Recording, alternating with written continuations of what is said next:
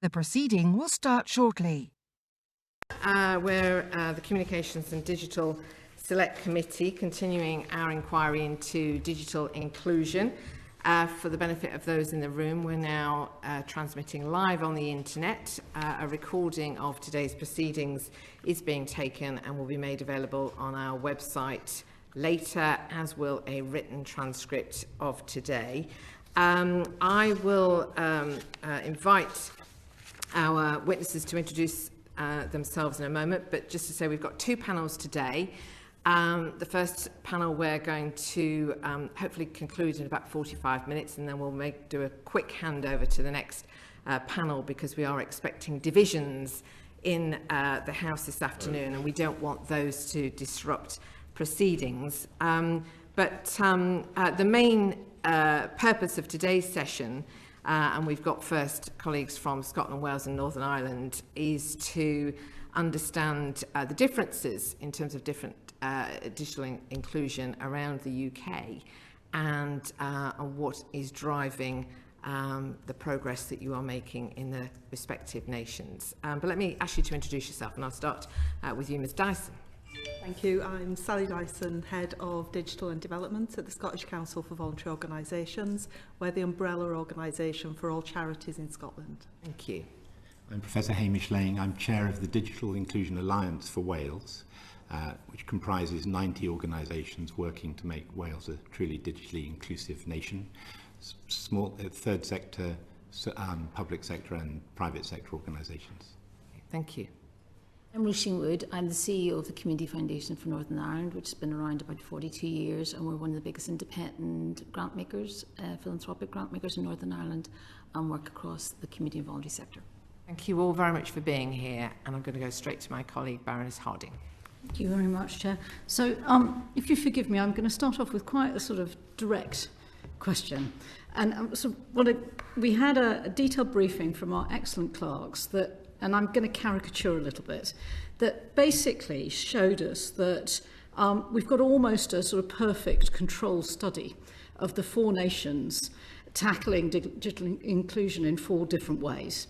So Scotland, and I caricature, got a strategy, put quite a lot of money behind it, a lot of effort. Wales got a strategy, not put quite as much money behind it, much more third sector.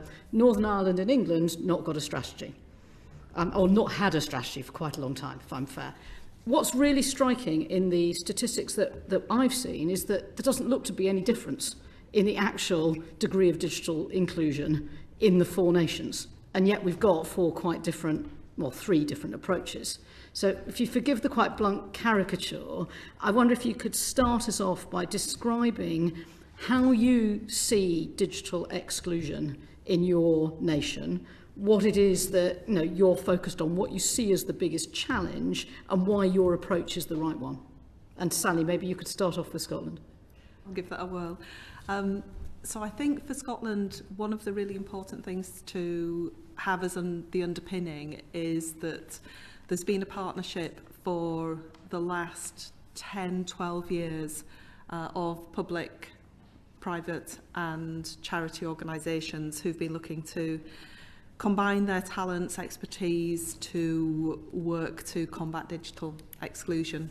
There's been 4 strategies to date, all of which have had digital inclusion or digital participation, as we've called it, at the heart, and we've very much gone with it's everybody's job to help combat digital exclusion.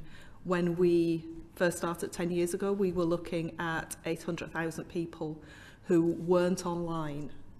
And one of the things that's really important to think about over the last 10 years is digital inclusion, exclusion is no longer binary. There are many, many aspects of digital exclusion where for some form of activity, people could be included. So for example, if somebody has a smartphone and has sufficient data and can do what they need to do entirely on that smartphone, that's okay. But at the point at which they run out of data, or there is a service that they want to interact with which isn't quite as advanced then they're digitally excluded from being involved in that. So there is a whole journey that's come on, that we've come on, and we've been able to dig into those barriers and see those differences and start to work on some of those intricacies, so that actually what we need to make sure is that everybody has the choice to be online to do the things that they want to do, and whether that's as an individual or as a family. Thank you. Is that helpful? I think in Wales, the approach has been much more around co-production.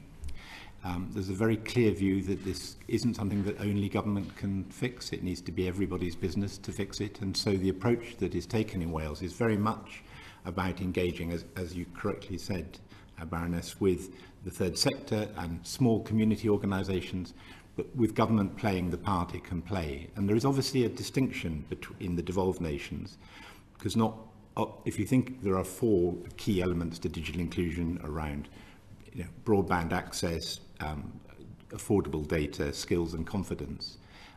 Some of that is reserve matters. A lot of the broadband infrastructure is essentially a reserve matter with UK government, whereas those bits which are devolved, skills, confidence and an element of data poverty, are the things that we have tried to tackle in Wales ourselves. So I think that partly reflects why there has been a different approach.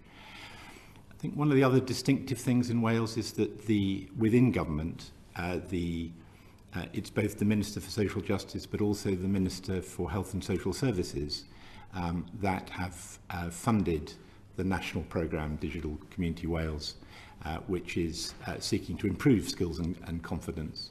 And we see that there is a very important link to health and social care, not just social justice and not just economic development. So where Wales has invested in, the Welsh Government have chosen to invest in some of the broadband infrastructure to, if you like, fill in the gaps for the reserved elements. They've done that on the basis of economic development, but primarily the culture and the philosophy is around social justice and health and well-being. And I think that therefore translates into the way things have developed in Wales. Very interesting, thank you. Roisin? I think it's difficult for Northern Ireland. As you know, we don't actually have government in at the moment, or we have not working. But and I think for us, you mentioned, Baroness, about lack of digital strategy for Northern Ireland, and that's a really difficult thing for us, I think, because at the present, the digital inclusion or exclusion is funded over a number of departments: Department for Communities, Department for Education, and that makes it difficult to work. We don't have one digital strategy that promotes cross-sectoral working, across department working, or with set targets, with accountability, and we don't have that, and that's why we've actively asked for that. And we commissioned a piece of work, a research called Wired Up, which we actually asked the voluntary community sector what they thought the biggest digital obstacles were, and we also convened an innovation lab. And what clearly came through was a number of things. Was the lack of digital strategy. There was a lack of funding for the infrastructure for digital, particularly for the voluntary community sector, and there's a lack of skills. And I was talking to one of my colleagues in the private sector, and he said, look, Roisin, for every 7 jobs, we've got 1 person. Now, you can imagine what's going to be like for the voluntary community sector to try and go up into competition against the private sector. So we have a big issue about trying to get people with digital skills into the voluntary community sector to actually embed that into it. We know that within the voluntary community sector, volunteering is at an all-time low. We know that recruitment and the retainment of staff is very difficult. So we know it needs to digitalise, and we're behind. And we're behind a lot when it comes to digital. We've got some alliances, the Software Alliance, the work we're doing with Catalyst, but there still is that lack of joined up thinking. There's lots of really good pieces of work happening in different places, but they're not connected. And for Northern Ireland particularly, so also being a rural country, that rural connectivity is really, really critical. We know that at least 17% of some of the premises in rural do not have decent broadband, and that just has such an impact on every single part of someone's life, for their voices to be heard. And as part of the funders for Northern Ireland, they believe that one of the biggest things, and we believe that, is that connectivity and their voices being heard. If you can't access it, and I was speaking to my grants director before we came, some of the places she has to pay £300 for a survey and £2,000 to get internet. Now you put that into the cost of living, and you say to somebody, are you going to pay your bills? Are you going to pay £2,000 to get connected? I'm not sure what the answer to that would be, because for people that are already excluded, that we know in our research, people with disability, people who are not working, people that are from an ethnic minority background that are already disadvantaged, we feel very strongly this disadvantages them even more, because £2,000 for anybody is a lot of money to find to get connected. So for us, there are some, and there are other issues around education, and people applying to do ICT and skills in universities is down 43%. People doing A-levels and GCSEs is down between 17 and 30%. So we know there's a lack of skill set. We know there's issues around connectivity around rural areas. We know there's a lack of funding into the infrastructure, and there's a lack of joined-up thinking. And that's not helped by a lack of a digital strategy or a lack of a government. Thank you. Okay, Lord Lipsey. Thank you. This is really for you, Professor Laing. I live halfway up a mountain in Wales, and until recently I had very, very poor broadband connectivity. Eventually, when we were in COVID and not coming up here to work the whole time, I found out it was available. And what I found out, greatly to my astonishment, was that the Welsh Government would put in a link to my house. It cost £800. I got that for free. Now, very nice for me, of course, but in terms of the aims of the policy, I can't quite see how it fits. I mean, I don't need support from the government to put in a broadband. I can get it done anywhere. I wasn't running a business here, just the odd committee like this. And it's not clear to me what the logic is of subsidising broadband in Wales as we do. I don't speak for the government. I'm sorry, I should have said that myself. However, and I'm delighted that they got you connected. I think, of course, I don't obviously know the circumstances you described, but there is a need to get our rural communities connected in Wales.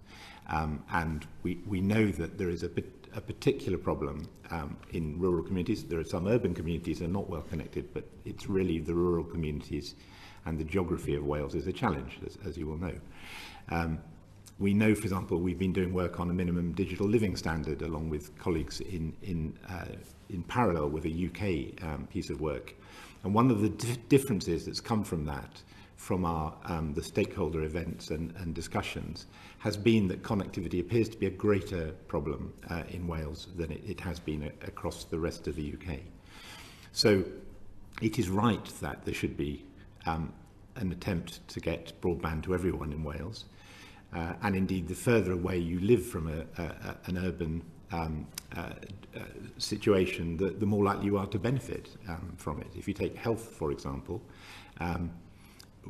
there is a concept called the inverse care law, which was described in Wales, up a mountain, 50 years ago, which was essentially that the people who most need healthcare find it hard, are the people who find it hardest to access it.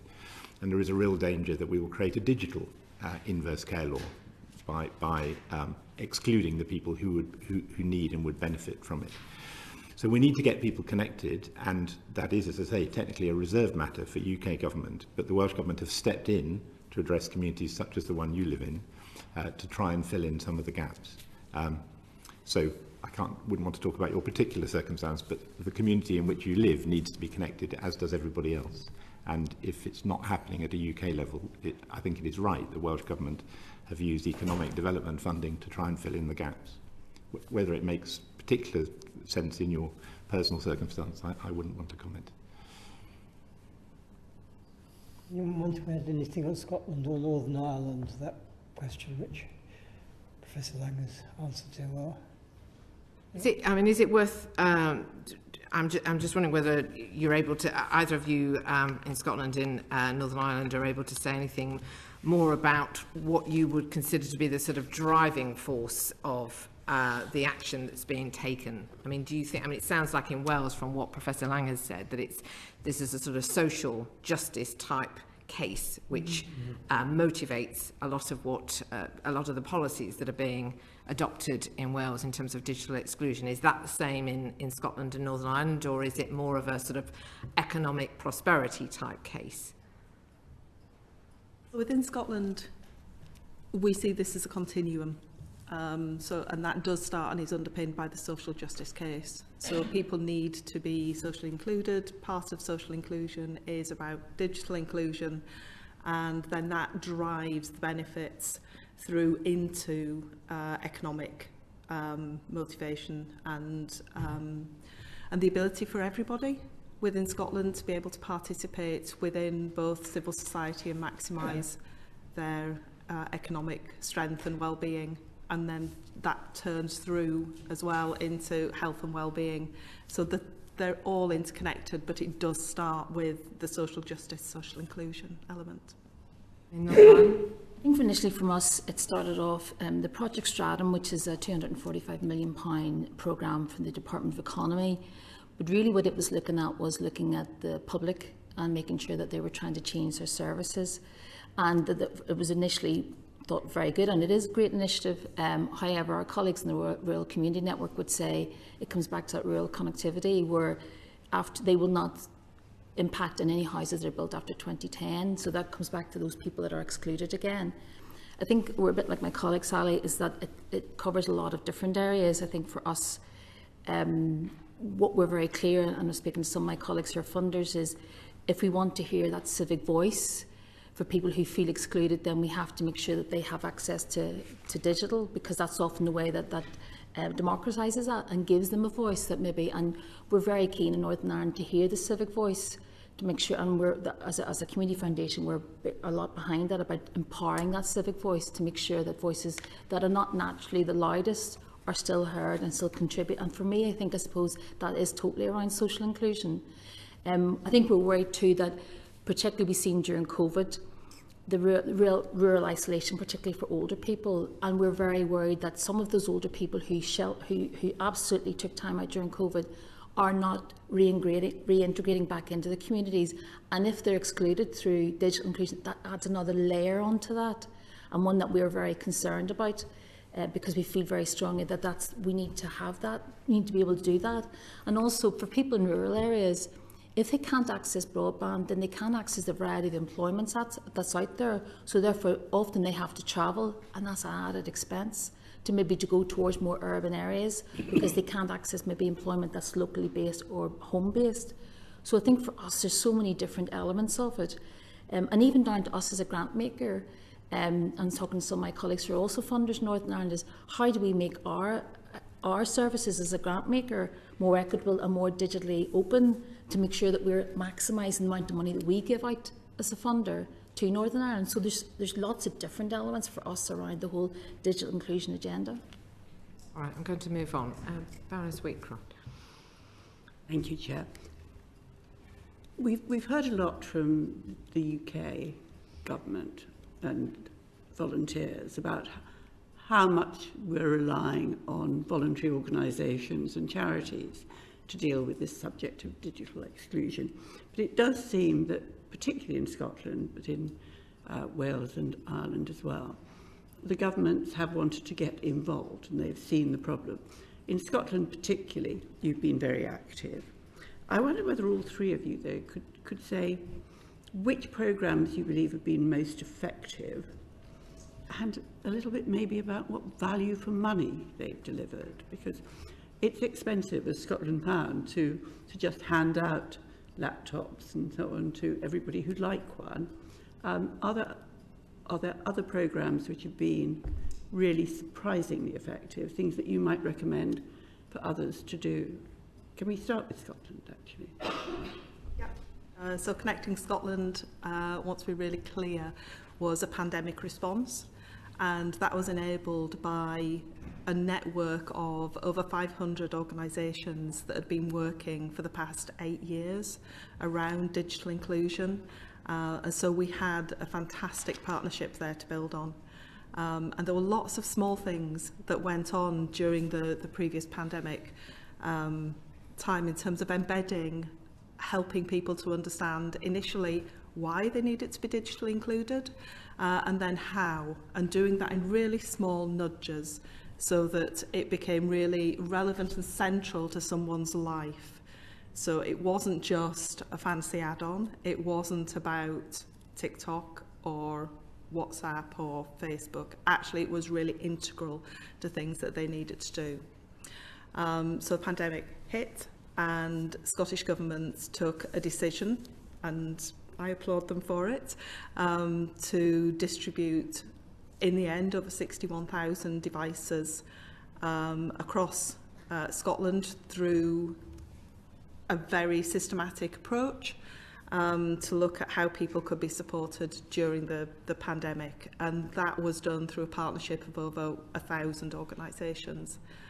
And that work is ongoing, where SCVO was the lead distributor and working with those organisations to logistically get all of that out and about and across Scotland, along with the skills and the confidence to be able to do that. And at first, when actually that was just over a telephone, that was really not an easy thing to do, and a challenge that I think has set us in good stead for thinking about sustainability and how we can ensure that over time we're addressing all of the smaller digital divides I was talking about initially.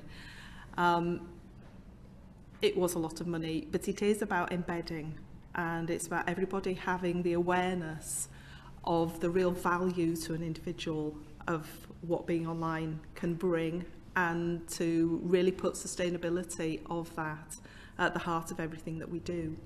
We know that tech changes rapidly, and actually building people's confidence and motivation to continue on their journeys and to be curious and to really understand the value to their lives is really important. You're working with 1,000 organisations. Nevertheless, buying 61,000 devices should bring discounts. Did you get good deals from the suppliers? Did you get donations from the suppliers? So we have had both big discounts and donations. So Vodafone was one of the partners and who provided connectivity through mobile personal connectivity, MiFi devices. And when they had extended the initial amount of Wi-Fi, they have continued to work over and above. So when we had our first, when we had the first Ukrainian refugees who were coming into Scotland, they were on the phone to us immediately saying, what can we do? How can we work with you to make sure that people who are arriving have some connectivity as soon as they land within Edinburgh, Glasgow, and the other reception areas. And so those relationships are absolutely invaluable. This isn't something that the charity sector can do alone, nor should they do that alone. They have a role to play in that many people who aren't digitally included are working with charities on a daily basis. So you have that real trust there. But also we need private sector organisations for both their skills and what they can support. And we need public sector bodies to drive this through their strategies. And given that it's about altering the way people engage with life in general, it's very hard to have metrics to measure the cost effectiveness of a scheme like that. But have you come up with any? So the whole programme is being evaluated at the moment, independently and with colleagues in Scottish Government and across the partnership. So we are publishing those evaluations as they finish. Wonderful. Thank you very much. Hamish, could you say really the same about Wales without the same budget? Yes, well, no, indeed. So I guess in Wales there is a formal programme which is funded by Welsh Government, which is called Digital Communities Wales, Digital Confidence, Health and Wellbeing. That's quite modestly funded. It's £2 million a year, half from social justice and half from health within government. But in the last 3 years, that has allowed that programme to work with just under 2,000 organisations across Wales. They've skilled up 6,200 staff, given them skills, basic digital skills and knowledge, and they've supported over 127,000 citizens with the motivation and skills they need to get online. That programme itself has also distributed some SIM cards. I think I'm right saying it's nearly 2,000 SIMs since October 2021. That's 95 terabytes of data that have been distributed through a network of local organisations as well, people who are very close to the communities. But also, they've connected, we have 59 digital hubs, and they've connected those to the UK Data Bank, which, as you know, is a UK-wide arrangement to share data, led by the Good Things Foundation, with whom we work. And there have been over 7,000 SIMs distributed in Wales through that programme as well. And those are very practical things that make a huge difference to individuals to be able to get online, because the cost of data is a challenge. I think 19% of people told us that in 2021 they cut back or stopped their broadband access because they couldn't afford it anymore. So there is that. So there is that kind of national approach, and Digital Communities Wales both does active work itself, but also cascades learning. And very much, you need to have a method of disseminating knowledge. You can't just do it with a small number of people. But then the local organisations that we represent in the Alliance are also working, doing fantastic stuff in communities. And you can have metrics. The widening participation programme that the NHS in England ran demonstrated, for example, reduced activity, people less likely to go to the GP, less likely to go to the emergency department. So there are some things that you can measure, but this is also very much about individuals and those individual stories, and getting people online, getting people connected makes a huge difference at a very personal level. So I think you need a method of capturing, if you like, the kind of high level metrics, but also those very individual metrics. People who now find that they can, for example, engage with a general practitioner online, because that's the way a lot of it's happening. We distributed over 1,000 iPads and tablets to care homes during COVID. That allowed residents in those care homes both to get their healthcare advice, because it was then all online, but also to stay connected to their families. You could have metrics for that, but actually it's just so obvious why that was the right thing to do. That was a direct grant from Welsh Government that allowed that to happen. And yes, we did get a good deal on those 1,000 devices. So I think it's a mixture of bottom-up, people with lived experience really understanding what the digitally excluded want and need, and then a nationally funded programme, which it would be lovely if it was as well resourced as the Scottish programme, but even that £2 million is making a huge difference, and it would be good to see it continue and, of course, grow. Thank you very much, that's helpful. And Rosine, could you say what's been most cost effective in Northern Ireland? A difficult question to answer, but I've mentioned the Project Stratum, and I think that was a really good use of money.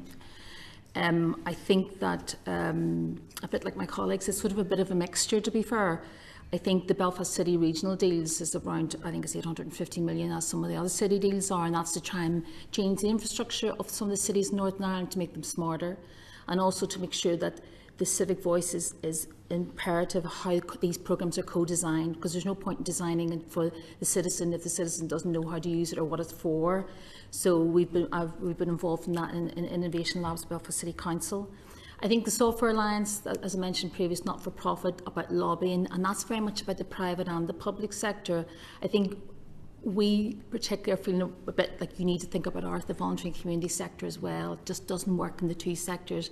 We think there's an awful lot of innovation comes from the voluntary community sector in Northern Ireland. During COVID, it was that sector that stood up. The cost of living, it'll be that sector that will have to be stand up again, so we have to recognise that. And I think we've been working very closely with the Northern Ireland Civil Service. They give us a number of devices that we've given out or made sure that we're going to the different organisations. But what is good about that is going forward is they've built into their contract, as many of the contracts around the public service are, the social value, and making sure that as everybody goes forward, that their computers that they use in the civil service, that they charge millions every year to update and clean, that they're reused in some way out into the voluntary community sector in a really good for value money, and that's for free at the moment, and we're almost like the convener of that. I think so. And we did our own programme called Techies in Residence, where we matched community and voluntary organisations with techs or techies and co-designed things that were actually addressing a need that the voluntary community sector said, we have a need for this, now you need to help us design that. And that was really, really good. It was really powerful. It was a small programme, but it had really big impact. Because I think in Northern Ireland, particularly when we see post-Brexit, the ESF money that came into Northern Ireland not being there now, we know the impact, and the UK Prosperity Fund or Levelling Up will not fill that gap, nor will we as independent funders fill that gap. So we're very concerned about how the impact of that money is going to have, because we know it's going to impact at least 1,700 jobs in the sector, at least nearly 20,000 beneficiaries. So we have issues there that we want to try and address. But I think for us, I think the working with civil service, doing that brokerage between private companies that are going for public service contracts and building in the social value bit of that, and making sure that that has significant impact in the social value bit of it, I think is really, really important. And just that constant lobbying that we have. I mean, we are funders, so therefore we want to build a digital inclusion fund. We commissioned the research to see what the issues were. And as a funder, and many funders will tell you this now, we're trying to be very much more agile, much more transparent, less bureaucratic, because that's what the sector needs, less looking at unrestricted long-term core funding and trusting the sector to know that it knows what it needs. It's not our job to sit over here and think, we'll tell you what you need.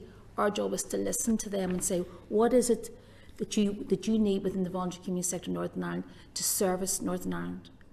And therefore, ourselves, the National Lottery, many funders are working in this way now to be much more agile, much more responsive, and not to be a transactional funder, but to be a relational funder, that we have relationships with them for a long time, that absolutely maximises, whether that be private or public or charitable, philanthropic money, that it has the maximum impact. So the fund that we would like to grow would be cross-sector. I would like to say we can get some private money in, and if we think who the philanthropists of the future are, we'd be surprised if they didn't come from the tech business. But can we put that, can we put public money, can we put charitable money, and can we give it out in the way that the sector needs it the most, not in the way that's been done in the past. So we're constantly trying to challenge government to try and look at how they fund so that it's much more impactful. Listening to the people who know seems like a jolly good idea. I think so. Thank you. Baroness Fraser. Thank you. And just for the record, I need to declare an interest in that the organisation I'm Chief Executive of is a member of SCVO, Cerebral Palsy Scotland. So I clearly have looked at all of this through a Scottish lens. And Roisin, everything you've just said about trying to build relationships with funders certainly chimes with how I would like the world to be. But I suppose I want to ask all of you, really, about long-term sustainable solutions. Because I know, and evidence backs up, when the public money runs out, and we've had a lot of money because of COVID, when the crisis runs out, what happens then? I'm also keen if you're able to speak a little bit about this devolved versus reserved responsibilities. Has each nation has chosen a different way to look at the issues in your own space, but what has helped and what has hindered in that devolved versus reserved space?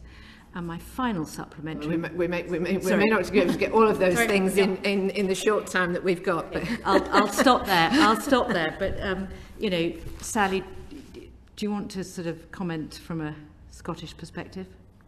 Yes. So I think one of the things that I want to say is prior to COVID, Scottish Government was investing less than my Welsh colleagues in digital inclusion agenda, but they were investing consistently and supporting to develop partnership. And I think the core of the core really is about building a sustainable partnership where everyone can play to their strengths and influence where they can influence, listen to people on the ground who maybe choose not to be digitally included or would absolutely love to be digitally included but don't have the skills, the means, whatever it is that's their barrier, and focus on how we can start to break down those barriers. We do have Connecting Scotland to ride on the back of and to really maximise now. And we're doing that through a range of other programmes with colleagues across the private sector and across the public sector. We speak to each other a lot across the nations. We're also sort of partners within the UK minimum digital living standard, and really understanding what that means for an individual, for a family to engage within society is really important, and looking at how we can bring everyone together into helping at this agenda. I'm going to leave it there. I mean, I'll talk a wee bit just about sustainability. For me, I think one of the key findings from our research was around the need to build the infrastructure for the voluntary community sector, and that's not about giving somebody just a laptop if they can't afford the licences or they can't afford the upkeep. And for some of the bigger charities in Northern Ireland, that's okay, but for some of the smaller ones, it certainly is not. And also sometimes you don't know what you don't know. You don't know, so if somebody's trying to get a service, if they don't know the right questions to ask, if they don't know that's a good value for money or that's ridiculously high, and I include myself in that because I am really bad at digital. So I think for me it's about being able to educate and inform the sector about what is good value for money, and that does lead at sustainability. I think it comes back to skills again as well for me. I think we recognise we don't have enough skills, digital skills in the sector, or people with those digital skills in the sector. And the biggest question for us is how do we attract people like that into the sector? And I mentioned earlier about the fall in education. And I spoke to the head of Microsoft Learning, who happens to be from Northern Ireland, not because I have great access to the head of Microsoft Learning, and he said to me, Roisin, the problem we have is that you really need to be having primary school kids coding. I was like, is that not? He says, no, it's not. Because they're not afraid to fail, because they don't see it as fail, they see it as an educational journey. He says, but if you don't have it in that stage, you do not have the pathway into secondary schools, and you do not have the pathway into universities. And for Northern Ireland, we want to be this real hub. We've got some big tech companies there who are really crying out for skills, as are we in the sector. So if we're going to make it sustainable, we need to have that pathways that are coming in all the time. And I'd love to see all state in a primary school going, I'd love to see really cool kids talking to me in a language that I don't understand because I don't understand coding. You know, I'm happy to be ignorant. But what I'd love to see is that where we see that all the time, and we see kids and they're moving from primary school into secondary school without the fear of failing because they see it as so exciting and creative. So for me, I think sustainability, if we want to make any of the sectors sustainable, and we want to, it's about the cross collaboration, working together, and particularly with departments as well. You know, our digital inclusion there's not one specific organisation or department that deals with digital inclusion. It's spread across 3 or 4. Yeah. And that just brings its own issues about how we get departments to talk to other departments, and how we get departments to influence other departments, how we get into influence about how they fund. 70% of the voluntary community sector in Northern Ireland is funded by government. It's a lot of money. So whereas we have the ability to talk about flexible, agile, relational funder, I recognise totally that maybe sometimes for a department that's definitely a challenge. But we're trying to say, well, look, work with us and we'll show you the impact. We're back to all the time, the impact of what you do if you fund like this. So sustainability for me is about skills and about funding and about ways to fund, and also about building the infrastructure in a sector that will not naturally bring people with digital skills to it. Because if I'm going for a job and I can get 50,000 in the private sector and I start 30,000 on a fixed term, 1-term contract, I sort of know what job I'm going for. So we need to try and think about, is there something like digital apprenticeships for the voluntary community sector? Because I'm so passionate about it and such a brilliant sector. But I think, I mean that's one of the challenges of the sector, yeah, regardless of digital. But I think your point about there isn't one there isn't one sector and there isn't one minister and there isn't one department is a well-made one. Professor Laing. I would build on that. I think that one of the things we call for as an alliance, this should be cross government. We've managed to get our colleagues in the health and social care department to understand why it's important to them, and we would like to be able to do the same across the whole of government. And that is a way of getting a more sustainable funding approach from a government level. And health is investing hugely in digital at the moment, in terms of patient-facing or public-facing digital things, digital applications, digital services. The business case for those doesn't stack up if the people can't use them. And we know that people who use health are disproportionately more likely to be digitally excluded. People with long-term conditions, people who are older, people who are poorer. They are the users of the health service. So we have successfully helped colleagues in health to understand that actually when they're thinking of these big investments in digital technologies, they need to be thinking about how will people be supported to use them. Otherwise their case won't stack up. It's a sort of financial but a moral responsibility too. And if we can do the same with other bits of government, we can get, I think, that sustained, albeit modest, but sustained investment. Digital Community Wales has now had 6 years of funding. That certainty of funding is very helpful because working with communities, it takes time to build relationships, to get things in place.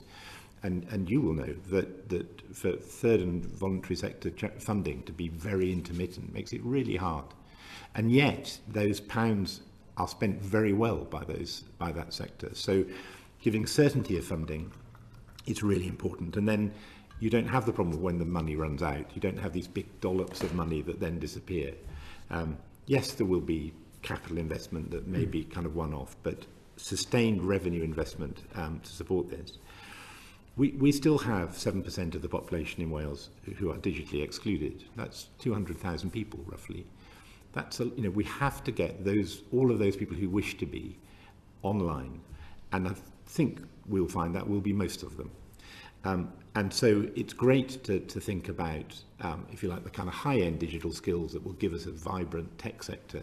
And we would love to see that too. But we have to get everybody to a position where they are able to be online and engaging in what is an increasingly digital world. So sustained investment without these big peaks and troughs, I think, is helpful. Looking at how, and I would say this, I guess, but bringing together all the organisations into a network so they can share learning, get good practice, work with each other will give you more bang for your buck out in the sector. Those, I think, are the key things. And then if there's additional money on top, that's fantastic. Thank you. Okay, thank you. Lord Foster. Thank you very much. Thank you for being here, and thank you for sharing your experience, and not least, I think, drawing our attention to the vital importance of having sustainable partnerships between public, private and voluntary sector, the vital importance of coordination between the nations and regions, and the importance of coordination between government departments, whether it's in the devolved nations or UK level. And we will end up producing a report at the end of our inquiry that will share examples of good practice, but it will also make recommendations to a number of bodies, but not least to the UK government. So this is your opportunity to do our work for us. And just in the very short few minutes we have, if you could just make a very key recommendation that you desperately hope would be included within our report to whomever you may direct it. But while you're doing that, could you think about whether one of those would be, whether there should be a new UK government digital inclusion strategy, bearing in mind we haven't had one since 2014, and of course the comments you were making about Northern Ireland's failure to have one right at the very beginning of our deliberation. So if we just quickly go through it, what must be in our report. Sally, if we can start with you, we'll go down there.